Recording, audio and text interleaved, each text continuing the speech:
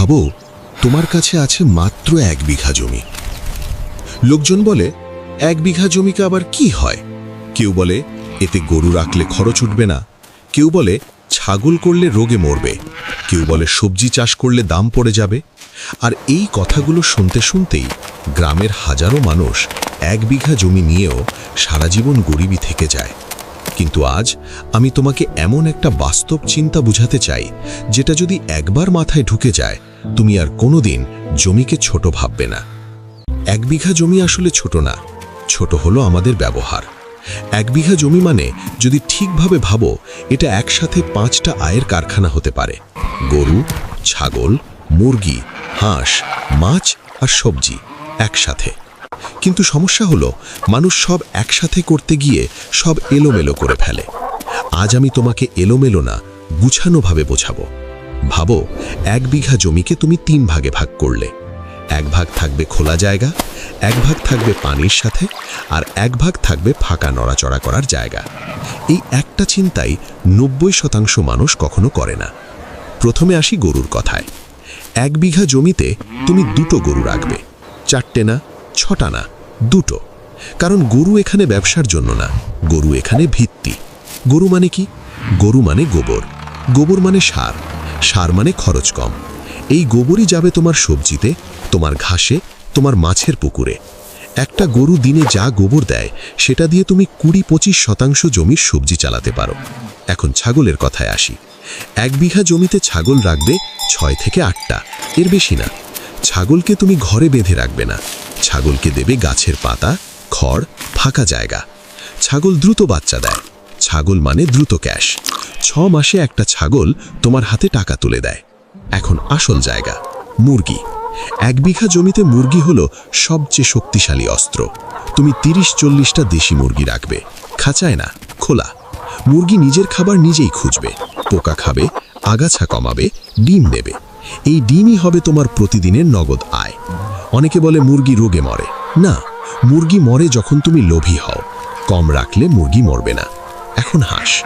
1 বিঘা জমিতে যদি সামান্য পানি থাকে, হাঁস রাখবে 15 থেকে 20টা। হাঁস মাছের সাথে লড়াই করে না, হাঁস পুকুর পরিষ্কার রাখে, হাঁস ডিম দেয়। হাঁস মানে আর একটা আয়। এখন মাছ। অনেকে ভাবে পুকুর মানে বড় পুকুর। না, 1 বিঘা জমিতে ছোট্ট একটা পুকুরই যথেষ্ট। এই পুকুরে তুমি রুই কাতলা না, দেশি মাছ ছাড়বে, তেলাপিয়া, পুঁটি, মাগুর। কারণ এগুলো দ্রুত বড় হয়, দ্রুত বিক্রি হয়। এখন সবজি, এটাই সবচেয়ে গুরুত্বপূর্ণ। সবজি তুমি করবা বাজার দেখে, লাল শাক, পুঁই শাক, ডাঁটা, ধনেপাতা, কাঁচামরিচ, শশা। এই সবজি সব সময় বিক্রি হয়। সবজি মানে প্রতিদিন টাকা। এখন শোনো, সবচেয়ে বড় ভুলটা কোথায় হয়? মানুষ ভাবে এই সব কিছু আলাদা আলাদা। না, সব একসাথে জড়িত।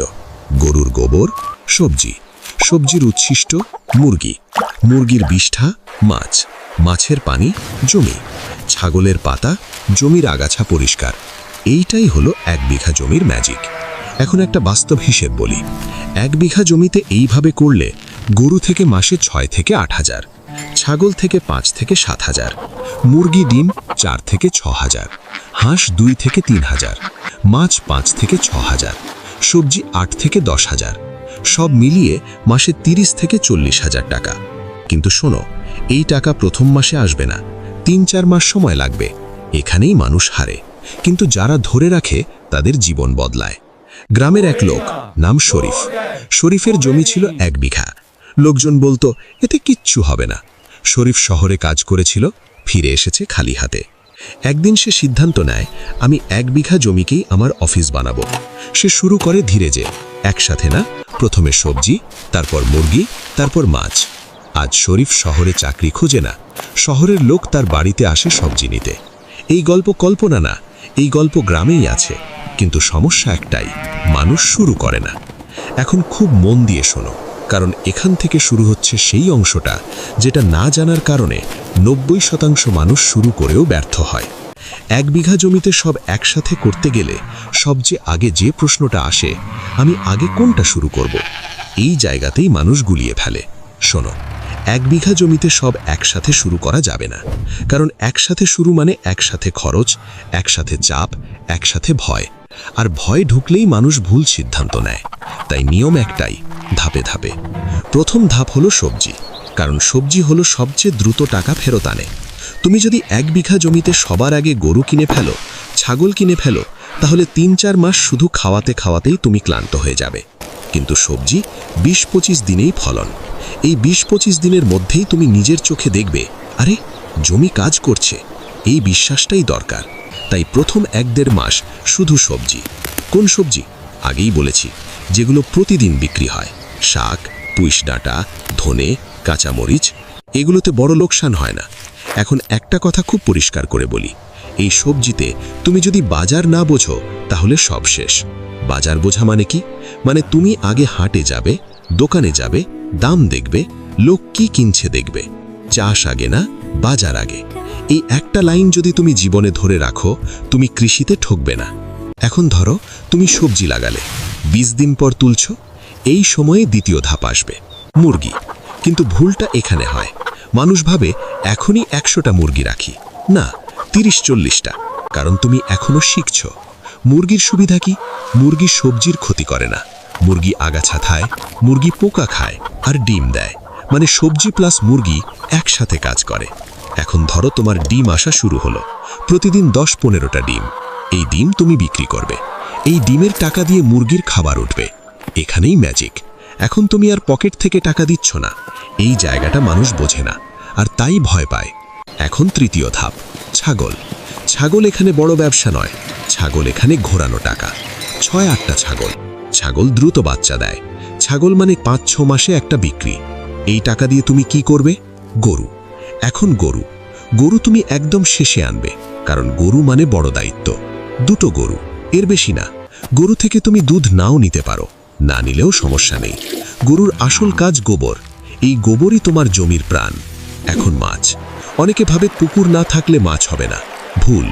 1 বিঘা জমিতে ছোট্ট একটা গর্তই যথেষ্ট। এই পুকুরে দেশি মাছ। এই মাছের খাবার কোথা থেকে আসবে? মুরগির বিষ্ঠা, সবজির উচ্ছিষ্ট, গরুর গোবর, মানে আবার খরচ কম। এখন হাঁস।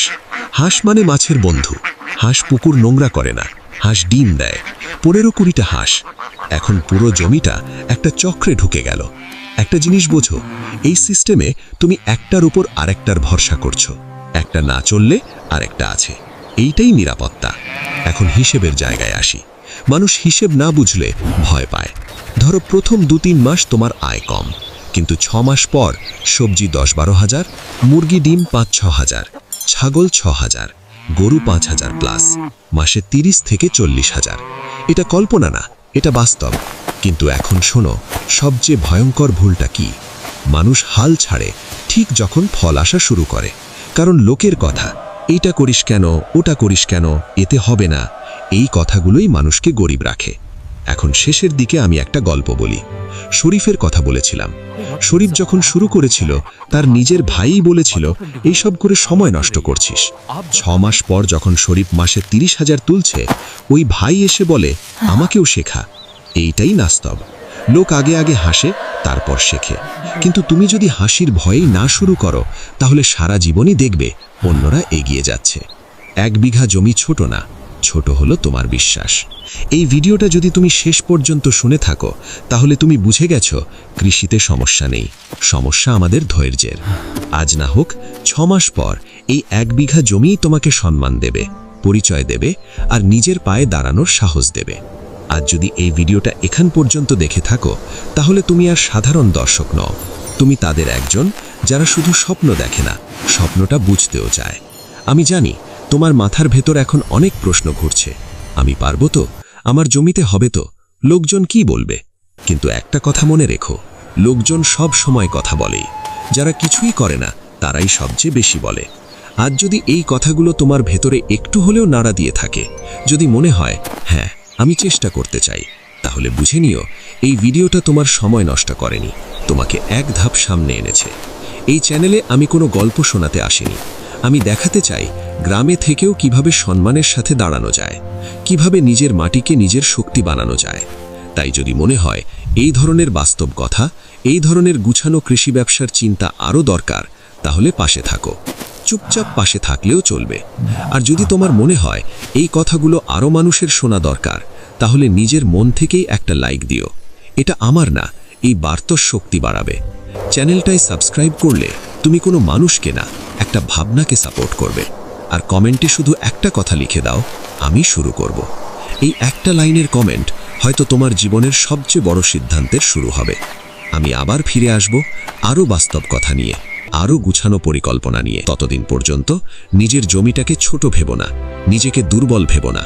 কারণ যে মানুষ আজ সিদ্ধান্ত নিতে পারে, তার ভবিষ্যৎ কেউ থামাতে পারে না।